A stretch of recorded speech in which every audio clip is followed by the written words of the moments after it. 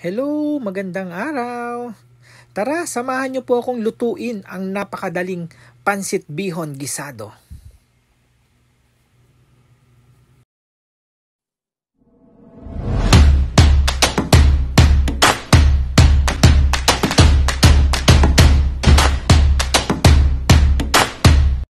Ito po ang mga sangkap, ang sibuyas po, ang bawang, ang beans, ang carrots, bell pepper, sayote, at ang repolyo po.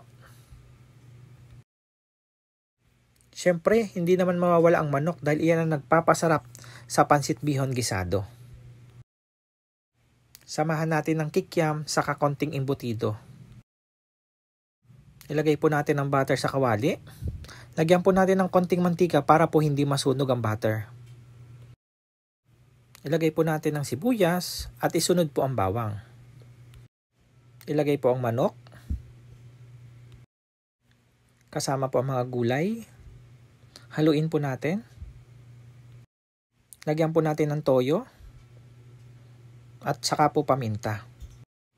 Ibuhos po natin ang chicken stock para po mas malasa ang ating pansit. Ilagay po natin ang repolyo. Pag kumulo na at luto na ang gulay, ilagay natin ang bihon, konting oyster sauce. Lagay po natin ang ating mga sahog sa ibabaw. Ito na po ang ating napakasarap na pansit bihon gisado. Ano pa hinantay nyo? Gawin nyo na. Marami pong salamat. Bye!